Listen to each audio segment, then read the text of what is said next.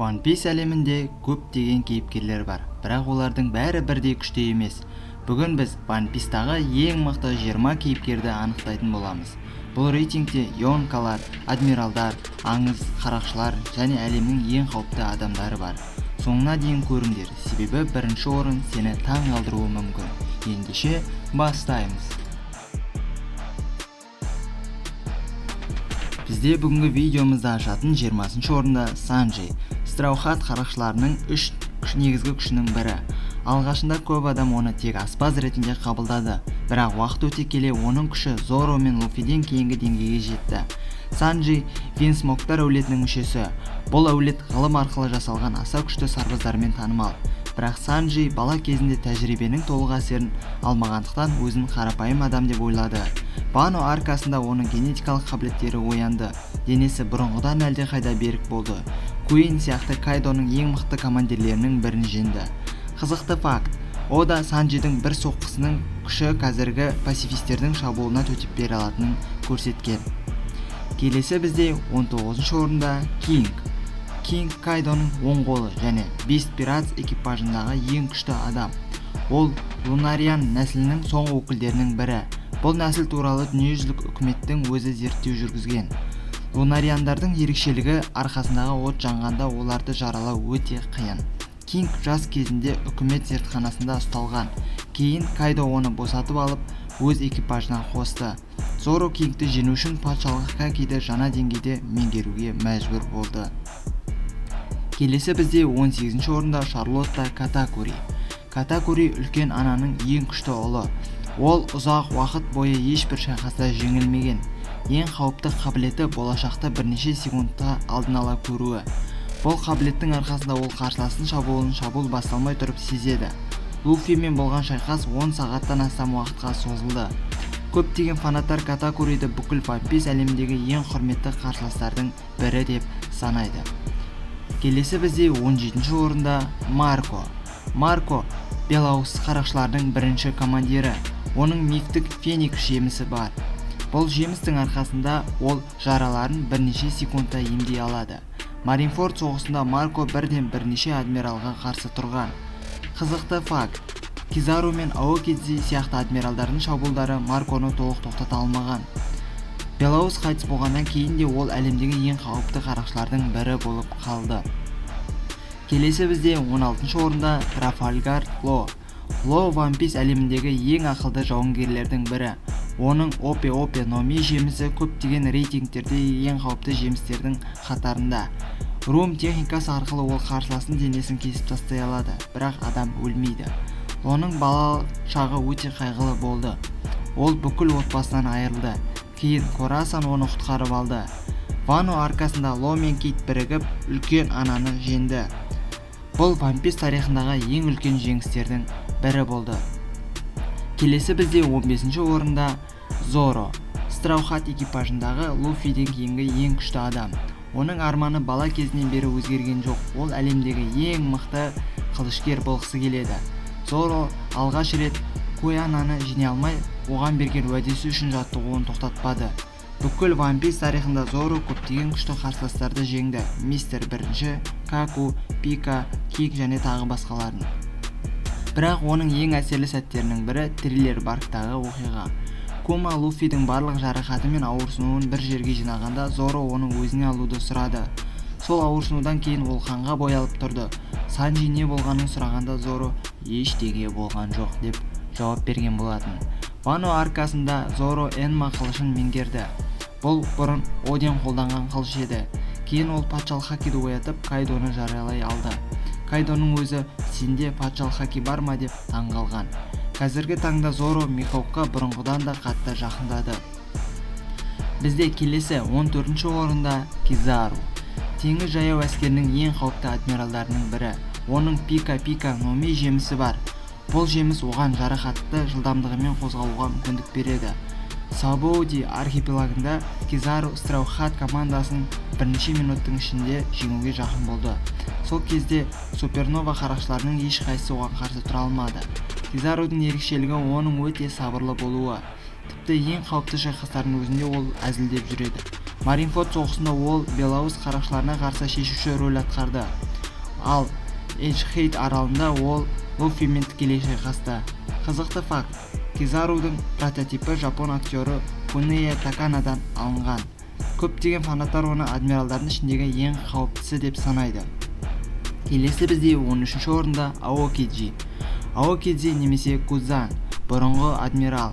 Ол Хейхей Номи мұз жемісінің иесі. Бір ғана шабуыл тұтас мұхитты қатырып тастай алады. Аокиджи алғаш рет Лонг Ринг Лонг Ленд аркасында көрінді. Сол кезде ол Страухат командасын еш қиындықсыз жеңген. Робиннің өткен өмірімен де тығыз байланысты.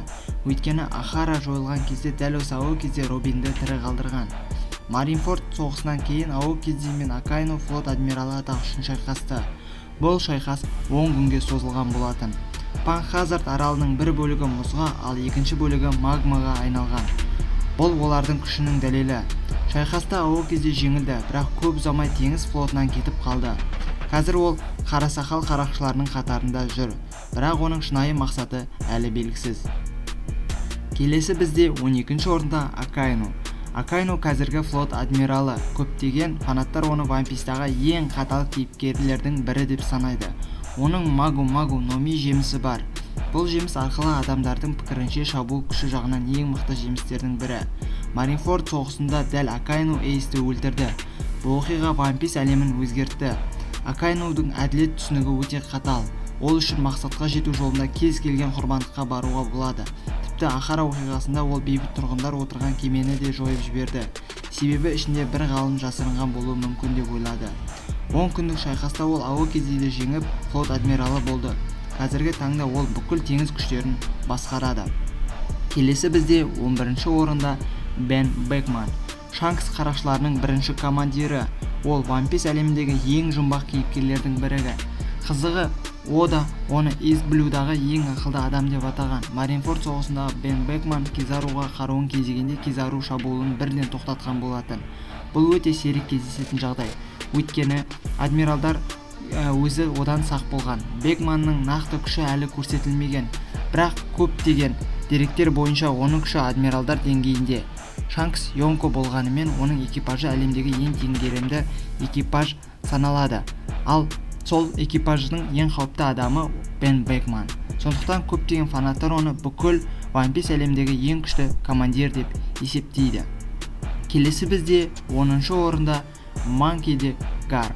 Гарп теңіз жаяу әскерінің аңызы және тарихтағы ең күшті адамдардың бірі. Ол қарақшы емес, бірақ оның беделі көптеген Йонкалардан да жоғары. Гарп жас кезінде Роджермен сан рет шайқасқан. Тіпті Роджердің өзі егер мені ұстаған келсе, Гарпты жібер деп айтқан. Бұл сөз Гарптың қаншалықты күшті болғандығын көрсетеді. Ең үлкен жетістігі Роджермен бірге Рокс де Шебекке қарсы шығып оны жеңуі. Рокс экипажында Белауыз, Биг Мам және Кайдо болған. Осындай құбыжықтарды тоқтату үшін Гарп пен Роджер күш біріктіріп жеңген болатын. Қызықты факт: Гарптың ешқандай дьявол жемісі жоқ. Ол тек физикалық күші мен хаки арқылы әлемдегі ең күшті адамдардың біріне айналып отыр. Келесі бізде 9-ші орында Сильверс Рейли. Рейли қарақшылар патшасының оң қолы. Оны бүкіл әлем қараңғы патша, яғни Темный рыцарь деп атайды. Көпшілік Роджерді біледі, бірақ оның жанында жүрген Рейлиді күші де аңыз деңгейде болған. Сабоди архипелагында Рейли жалғыз өзі Кизаруды тоқтатты, ал ол кезде жасы 70-тен асып кеткен еді. Рейли хоккейдің барлық түрін меңгерген санаулы адамдардың бірі. Луффиге 2 жыл бойы жаттықтырушы болған да осы адам. Қызықты факт: қартайған Рейлиді өзі қара сақалға сенімді түрде шабуыл жасауға батылы жеткен. Бұл оның қазіргі кезде де қаншалықты қауіпті екенін көрсетеді. 8-ші орында Сенгоку. Сенгоку бұрынғы флот адмиралы. Гарп сияқты ол да Роджер дәуірінің аңызы. Оның Хито Номи модель Дайбатсу атты мифтік жемісі бар.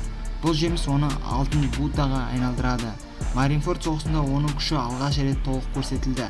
Сенгоку тек күшті жауынгер емес, ол әлемдегі ең ақылды стратегтердің бірі. Сондықтан ұзақ уақыт бойы бүкіл теңіз жаяу әскерін басқарды. Қызықты факт: Роджердің өзі Гарп пен Сенгокуды ерекше атап өткен. Бұл олардың күшін мойындағандығын білдіреді. Келесі бізде 7-ші орында Биг Мам. Шарлотта Линлин немесе Биг Мам есімімен танымал табиғатты өзі жаратқан құбыжық. Бала кезінде алыптарды қорқытқан, тіпті 5 жасында алып жауынгерлерді жеңген. оның сору номи жемісі адамдардың жанын басқаруға мүмкіндік береді. Ол адамдардың өмірін алып, оны заттарға немесе жануарларға бере алады. Осылайша Прометей, Зевс және Наполеон пайда болды. Ең қызығы, үлкен ананың денесі кәдімгі оқтан да зеңбіректен де зақым алмайды. Оның табиғи қорғанысы көптеген кейіпкерлерден жоғары. Тек Ло мен Киттің біріккен шабуылы ғана оны жеңе алды. Келесі бізде 6-шы орында Кайдо. Кайдо әлемдегі ең күшті жаратылыс. One Piece әлемдегі ең қорқынышты титулдардың бірі. Кайдоны бірнеше рет ұстап, бірнеше рет өлім жазасына кескен, бірақ ешкім оны өлтіре алмаған. Ол көктен секіріп, құлап аман қалған. Кайдоның Ва Номи модель Сируи жемісі бар. Бұл оған көк айдақырға айналуға мүмкіндік береді. Оның Боро Бридж шабуылы тұтас жауды тауды жоя алады. Қызықты факт, Кайдо Луфиді бірнеше рет жеңген. Тек 5-ші гир оянғаннан кейін ғана Луфи оны тоқтата алды. Көптеген фанаттардың пікірінше, егер әңгіме тек күш туралы болса, Кайдо тарихтағы ең күштерлі кейіпкерлердің бірі деп саналады. Көптен күткен 5-ші орынға да келіп жеттік. 5-ші орында Михоук, ресми түрде әлемдегі ең күшті қылышшы. Бірақ қызығы, ол ешқандай Йонко да емес, экипажы да жоқ. Соған қарамастан оның күші көптеген Йонколармен тең деп есептеледі. Бірақ ол Шанкспен қайта-қайта жекпе-жек өткізіп, олардың шайқастары бүкіл Грэнд Лайнға аңыз болған. Алайда Шанкс сол қолымен айырылғаннан кейін Михоук онымен соғысудан бас тартты. Оның қолындағы Йору әлемдегі ең жоғары дәрежелі 12 қылыштың бірі және қазіргі белгілі 2 қара қылыштың бірі. Маринфорд соғысында Михоук бір ғана соққысымен алып Нұстауды 2-ге бөліп жіберген. Кейін дәл осы адам Зороның ұстазы болды. Сондықтан Зороның әлемдегі ең мықты қылышшы атану үшін соңында міндетті түрде Михоукты жеңуі керек болады. Келесі бізде 4-ші орында қызыл шашты Шанкс. Шанкс 4 Йонконың бірі. Хоккейді ең жоғарғы деңгейде меңгерген адамдардың бірі. Ең қызығы, оның ібіліс жемісі жоқ. Бірақ оған қарамастан ол әлемдегі ең күшті қарақшылардың қатарында. Бұрын ол Голди Роджердің кемесінде шәкірт болған, ал Роджер өлер алдында өзінің әйгілі сабан қақпағын сол Шанксқа қалдырған. Кейін Шанкс сол қалпақты Луфиге сеніммен белгісі ретінде берді.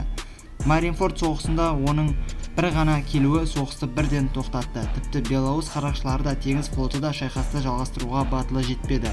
Ал Вано оқиғасында Шанкс өзінің патшалық хоккейін 100 шақырым қашықтықтан қолданып, адмирал Рекогюды қорқытқан алғашқы адам болды. Келесі бізде үздік үштік. Маршал Дейтич, қара сақал. Қара сақал One Piece тарихындағы ең қауіпті адамдардың бірі. Ол ақсақал, яғни Белоус экипажында 20 жылдан астам уақыт бойы ешкімге байқалмай жүріп, өзіне керек ібіліс жемісін күткен. Ақыры Ями Номи табылғанда, ол өз жолдасын өлтіріп қашып кетеді. Кейін Импел Даун түрмесінде ең қауіпті қылмыскерлерді босатып, өз экипажын күшейтті. Маринфордта Белоусты өлтіріп, оның Гура Номи күшінде иеленді. Осылайша ол тарихтағы 2 дьяволский жемістің күшін қатар пайдаланған жалғыз адамға айналды. Ең қызығы, Марконың айтуынша, қара сақалдың дене құрылысы қарапайым адамдардан өзгеше, сондықтан ол 2 жемістің күшінде шыдай алған болуы мүмкін деп есептейді.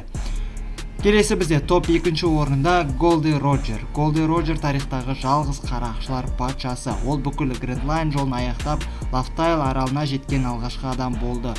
Ең таңғаларлығы, Роджердің ешқандай ібіліс жемісі болмаған. Соған қарамастан оның хоккейі соншалықты күшті болған. Белоуспен соқтығысқанда олардың қарулары бір-біріне тимей-ақ аспанды 2-ге жарған. Роджер Void Center құпиясын, Ди-Руның сырын және One Piece қазынасының шындығын білген алғашқы адам болды. Бірақ жазылмайтын ауруға шалдыққандықтан ол өз бетке әдейі ұстатып, өлер алдында менің қазынамды іздегің келсе бар тап деген сөзімен ұлы қарақшылар дәуірін бастаған болатын. Көптен күткен 1-ші орын. Сіздердің ойындарыңызша кім деп ойлайсыздар? Алдымен 1-ші орында тыңдамас бұрын комментарийге өз ойларыңызды жаза кетіңіздер. Біз ендеше айтамыз. Бізде 1-ші орында Роксли Шебек. Дүниежүзілік үкімет тарихтан өшіргісі келген ең қауіпті қарақшы. Оның мақсаты жай ғана қарақшылар патшасы болу емес, бүкіл әлемнің билеушісі атану еді. Оның экипажына кейін Йонкоға айналған Белоус, Кайдо, Биг Мом сияқты, сондай онымен бірге Арыстан Шики сияқты аңыздар болған. Бірақ олар бір-бірімен жиі төбелесетіндіктен экипаждың өзі өте қауіпті саналған. 38 жыл бұрын Құдай аңғары аралында Роксты тоқтату үшін Голди Роджер мен теңіз флотының қаһарманы Монки де Гарп алғаш рет жалғыз рет одақ құрады. Осы шайқастан кейін Рокс жоғалып кетті, ал үкімет бұл оқиға туралы барлық деректі құпия сақтайды. Ол туралы ешқандай дерек жоқ. Ол Рокс өлді ме, жоғалып кетті ме, әлде бір жерде түрмеде отыр ма, нақты ешқандай дерек жоқ. Үкімет бұл оқиғаны барынша құпия сақтайды. Сондықтан көптеген фанаттар Рокстың шынайы күші әлі ашылған жоқ деп есептейді. Сондықтан біз бүгінгі өзіміздің тобымызда Рокс Шебекті бірінші орынға қойып отырмыз. Бүгінгі біздің 20 адамдық топ, 20 адамдық құпиямыз осы. Келісетіндерің өз ойларыңды комментарийге жаза кетіңдер. Келісемін, келіспеймін, не болмаса өзіңнің топ 20 One Piece'тағы мықты кейіпкерлеріңді құрастырып комментарийге жаза кетіңдер. Келесі қандай видео күтесіздер? Сіздермен бірге боламыз. One Piece анимесі туралы көптеген анимелерді өзіңіздің осы каналымыздан көре аласыздар. Ендеше сау болыңыздар, көріскенше.